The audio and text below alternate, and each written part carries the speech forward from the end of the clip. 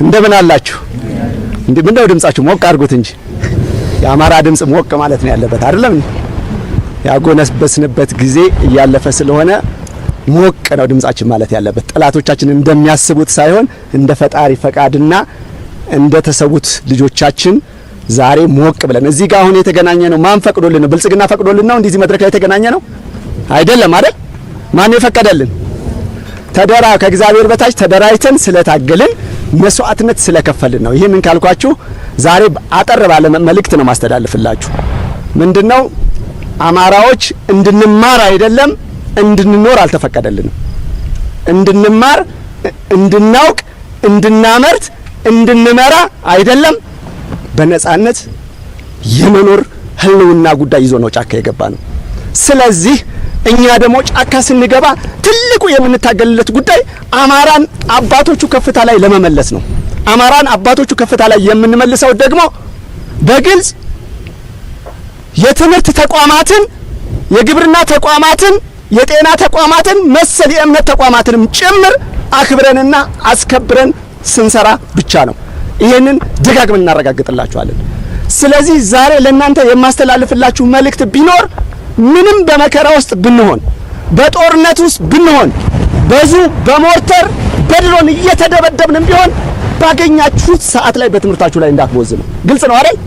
ምክንያቱም ጠላቶቻችን አቅደው እየሰሩ ያሉት እንዳናውቅ ስለሆነ በመከራ ውስጥ ሆነንም ቢሆን እኛ መማር አለብን። ይሄንን ለመምህራንም ጭምር ነው መልእክት ማስተላልፈው። በዚህ ታሪክ አጋጣሚ ትግራይ ላይ የሆነውን አይተናል። ትግራይ ላይ ከ5 ዓመት የጦርነት በኋላ እኮ 5ኛ ክፍል መግባት የነበረበት ተማሪ 1ኛ ክፍል ነው የገባው። ይሄ ሞት ነው። አያችሁ አይደል? ሞት ነው። ስለዚህ ዛሬ አጭር መልእክት ማስተላልፍላችሁ፣ አሁንም ደጋግሜ የምነግራችሁ በመከራ ውስጥም ቢሆን እንኳን ዛሬ መምህሩ የራሱን ኃላፊነት መወጣት መቻል አለበት። ምክንያቱም እኛ በምናስተዳድራቸው አብዛኛዎቹ መሬቶች፣ ነፃ መሬቶች ላይ እገዛ እናደርጋለን። ማንም ትምህርት ተቋም ውስጥ ገብቶ የትምህርት ተቋሙን ህልውና እንዲነካ አንፈቅድም። በህብረተሰብ ተሳትፎ ትምህርት ቤቶች እንዲሰሩ እንፈልጋለን። ትምህርት ባለው ሁኔታ እንኳን ባለው ነባራዊ ሁኔታ ተጠናክሮ እንዲቀጥል እንፈልጋለን። ይሄ ለምን ፈለጋችሁት ብትሉን ጠላቶቻችን ከሰጡን አጀንዳ ሌላ አጀንዳ መፍጠር መቻል ስላለብን፣ ጠላቶቻችን እንደሚያስቡት ሳይሆን ነገ የአማራ ልጅ ተወዳዳሪ ሆኖ መሪ መሆን መቻል አለበት።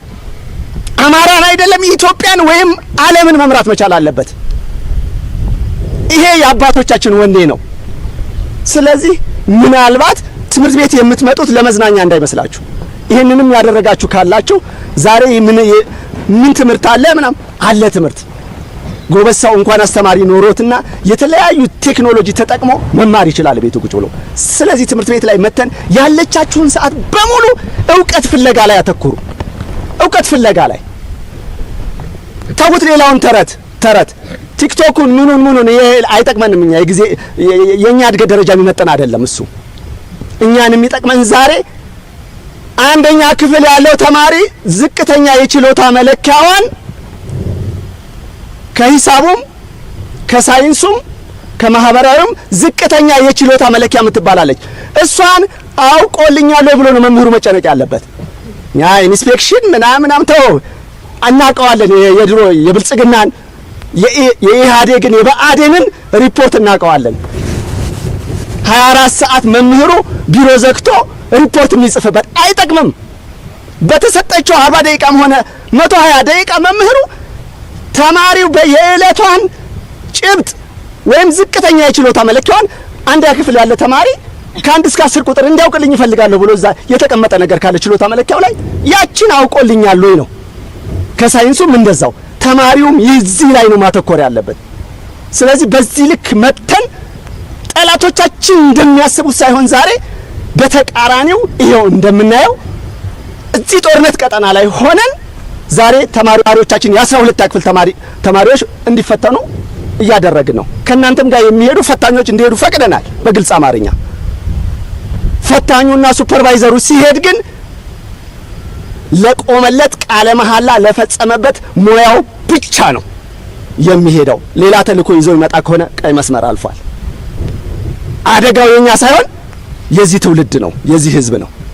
የሄደለት ዓላማ የፈተና ኦሪንቴሽን ይዞ ወስዶ መጥቶ ተማሪው በሰላም ሁኔታ ፈተና እንዲወስድ ነው።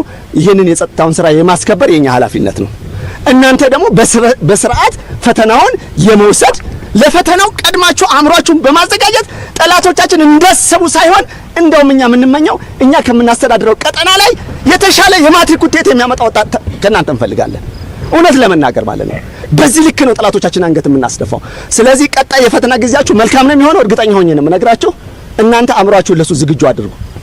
መምህራኖችም ለፈተና ተመልምላችሁ ለኦሪንቴሽን የምትሄዱ ሱፐርቫይዘር የሆናችሁ እዛ ቦታ ላይ ስትሄዱ አደራ የምንለው ቀይ መስመር እንዳታልፉ። የቃል የገባችሁለትን ሙያ ለፈተናው የሄዳችሁበትን ጉዳይ ብቻ አንድና አንድ እሱን ይዛችሁ መታችሁ መተግበር ነው። ከዛ ውጭ ጎናችሁ ነን እናንተን ለማገዝ ስርዓቱ ለማስከበር። ስለዚህ ዛሬ ብዙ ማለት እንችል ነበር፣ ብዙ አንልም ከዚህ በላይ ያለንበት ሁኔታም ስለማይመች፣ ነገር ግን እየሞትንም ቢሆን በመከራ ውስጥ ሆነንም ቢሆን ጠላቶቻችን እንደሚያስቡት የነሱ የበታች መሆን የለብንም። ካልተማረን የበታች ነን አይደል?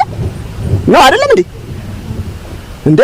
አንድ ዝቅተኛ አርሶ አደር ለመሆን እንኳን እኮ ትንሽዬ ማኑዋል ላይ አይቶ መድኃኒት፣ ኬሚካል፣ ጸረ ተባይ፣ ጸረ አረም መጠቀም የሚችለው ማንበብና መጻፍ ሲችል ነው አይደለም እንዴ? ዛሬ ከአባቶቻችን ይሄ እኮ እውቀት ነው። እውቀት ይሄ እኮ ነው። በቃ እውቀት በየደረጃው ነው የሚለካው። ስለዚህ በየደረጃ ያለ እውቀትን ለማወቅ ፊደል ማወቅ ትልቅ እውቀት ነው። ቁጥር ማወቅ ትልቅ ነገር ነው። የሂሳብ ስሌቶችን ማወቅ፣ ቃላቶችን አገጣጥሞ ማንበብ የሚለውን መልእክት ተረድተን ማንዋል ላይ ያን ነገር በጥብጠን ለአባቶቻችን ካገለገል ዘመናዊ ገበሬ ሆነናል። አየው፣ የተማረ ገበሬ የሚባለው ይሄ ነው። ስለዚህ እውቀት እንዳትንቁ። ቴክኖሎጂ ላይ ሞባይል ላይ ገብታችሁ የሆነ ነገር ሰርች አድርጋችሁ ዘመናዊ ዶሮ እርባታ አርብቼ እንዴት ነው የምኖረው? ትልቅ እውቀት እኮ ነው ይሄ። የእንቁላል ዶሮ ምን ምግብ ነው የሚፈልገው? ያን ከምንድን ነው የምናገኘው? የስጋ ዶሮ ባደል ልብስ እውቀት ነው ይሄ። ኔኑስ ገብታችሁ ያን መፈልግ እኮ እውቀት ነው። የግድ እኮ ሳይንቲስት መሆን አይጠበቅብንም። የግድ ዶክትሬት መጫን አይጠበቅብንም። የእውቀት ትልቅና ትንሽ የለውም። ስንጠቀምባት ትንሿ እውቀት ከዶክትሬቱ በላይ ነችና አደራ ለማለት ነው። አስረዝም ያለሁኝ። ከዛ ውጪ በተማሪዎች ደህንነት ዙሪያ ላይ በመምህራን ደህንነት ዙሪያ ላይ አንደራደርም። ምክንያቱም እኛ ዛሬ ቅድም ምንድነን? እኛ ማንን ንገሩኛ። እኔ ማንን እዚህ ጋር የቆመን የምናነጋግራችሁ? አማሮች ነን አይደለም እንዴ? ከዛ ባለፈ ደግሞ ችግር ያወጣን የአማራን እናት እንባ እናብሳለን ብለን የወጣን ፋኖች ነን አይደለ? እኛ ብቻ ነን እንዴ ፋኖ? እናንተ ፋኖ አይደላችሁ? እስቲ ፋኖ ነን በሉኝ። አረ በዚህ ድምጽ አልፈልግም። ሞቅ ባለ ፋኖ ነን። እስቲ እጃችሁን አውጡ፣ ቀኝ እጃችሁን። እቺ እንትን ነች ፋኖ ነን።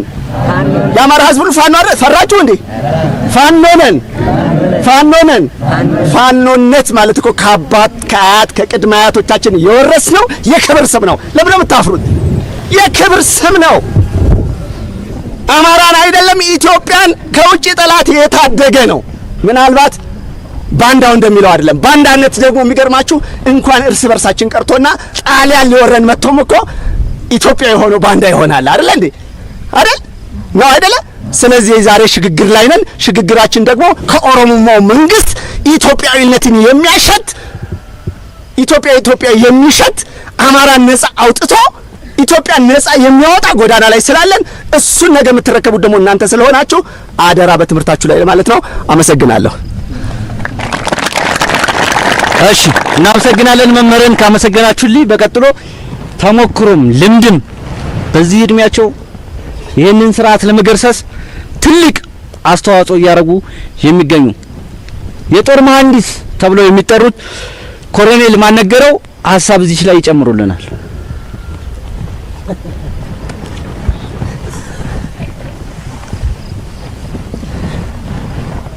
እንዴት አላችሁ? እንደምን አላችሁ? አዎ ትልቅ ሰው ብሎኛል። ትልቅ ሰው ነኝ፣ ሽማግሌ ነኝ።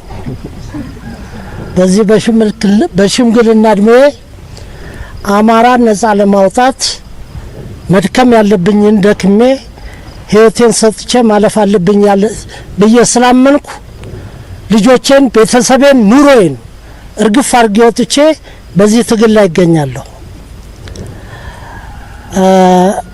አሁን ለእናንተ ማለት የምፈልገው ለልጆቼ ቀደም መምህር ሰፊውን ጉዳይ ነግረዋቸዋል። እኛ አማራዎች የሊቀ ሊቃውንት ልጆች ነን። የሊቀ ሊቃውንት ልጆች ነን። የሊቀ ሊቃውንት ልጆች የምንሆነው እንዴት ነው?